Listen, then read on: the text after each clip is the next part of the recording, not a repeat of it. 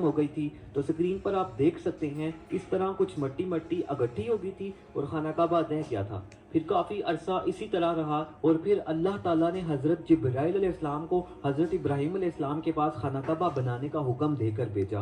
कुरान पाक में अल्लाह फरमाता है ना, जब वो उठा रहे थे खाना काबा की बुनियादों को, तो इसका मतलब ये है कि उन्होंने इसी मिट्टी को इतना खोदा कि वो जो हज़रत आदम अलैहिस्सलाम के दौर की बुनियादें थी वो नज़र आना शुरू हो गई और फिर वहीं से उसकी कंस्ट्रक्शन जो है वो दोबारा से स्टार्ट की। और जो हज़रत इब्राहीम अलैहिस्सलाम और हज़रत इस्माइल अलैहिस्सलाम ने काबा बनाया, वो उसका सैंपल कुछ आप लोगों के सामने है। तो आप देख सकते हैं कि उस वक्त जो काबा बनाया गया था उसका कोई छत नहीं था और उसके दो दरवाजे थे, मतलब यहाँ से अंदर जाते थे और इस दरवाजे से बाहर आ जाते थे। और तीसरी जो इम्पोर्टेंट बात है वो ये है कि इस वक्त जो काबा बनाया गया था उसकी ये वाली जो दो दीवारें थी वो इन दोनों दीवारों से उनका साइज, उनकी लंबाई ज्यादा थी। बाद में ये कम कर दी गई, इसके बारे में आपको आगे चल के बताऊंगा। उसके काफी अरसे के बाद हजूर सल्लल्लाहु अलैहि वसल्लम के जमाने में कुरैश वालों ने खाना काबा की तामीर स्टार्ट की। उस वक्त गलत तरीके से भी पैसे कमाए जाते थे। उन्होंने ये डिसाइड किया कि खाना काबा की तामीर सिर्फ हलाल पैसों से करेंगे। हुआ ये कि पैसे कम पड़ गए और खाना काबा की दीवारें छोटी कर दी गई। ये आगे वीडियो में हम डिस्कस करेंगे।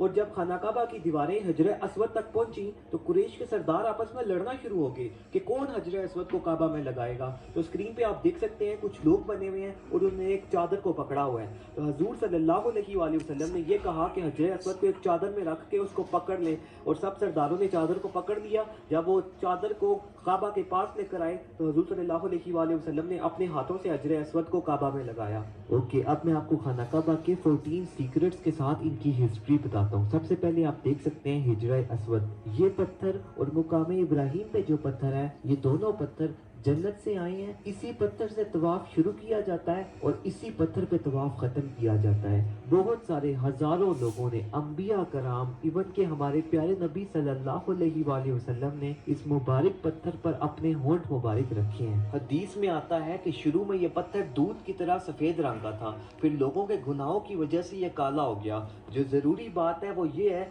स्टार्ट में ये पूरा एक पत्थर था, लेकिन तारीख में कुछ ऐसे वाकयात हुए जिसकी वजह से ये पत्थर टूट गया और इसके 8 हिस्से हो गए। ये जो आपको चांदी का फ्रेम नजर आ रहा है, सबसे पहले फिर हजरत अब्दुल्ला बिन जुबैर रजी अल्लाह अन्हु ने चांदी का फ्रेम बनवाया और ये जो हिजरे अस्वद के टूटे हुए 8 टुकड़े थे उन्होंने इसके अंदर इसको फिक्स करवा दिया और खाना काबा पर लगा दिया। हिस्ट्री में हमें कुछ इस तरह की मालूमात भी मिलती है कि हिजरे अस्वद को चुरा लिया गया था, जब उसको वापस किया गया तो वो टुकड़ों में था। उसके 8 टुकड़े जो हैं वो खाना काबा में लगाए गए हैं और 6 टुकड़े जो हैं वो तुर्की में हैं। 4 टुकड़े महमूद पाशा मस्जिद में जो कि इस्तांबुल में उधर लगे हुए हैं, एक टुकड़ा ब्लू मस्जिद के मेहराब पे लगा हुआ है और एक टुकड़ा अजीम सुलेमान के मज़ार पर लगा हुआ है। दूसरे नंबर पे खाना काबा का दरवाजा है। खाना काबा के दरवाजे को बाबे तौबा कहते हैं। जब हजरत इब्राहीम अलैहिस्सलाम ने खाना काबा बनाया था तो उस वक्त खाना काबा के जो दरवाजे वाली जगह थी ये बिल्कुल जमीन के साथ जुड़ी हुई थी, लेकिन जब कुरैश ने काबा बनाया तो उन्होंने खाना काबा के जो दरवाजा था ये जमीन के ऊपर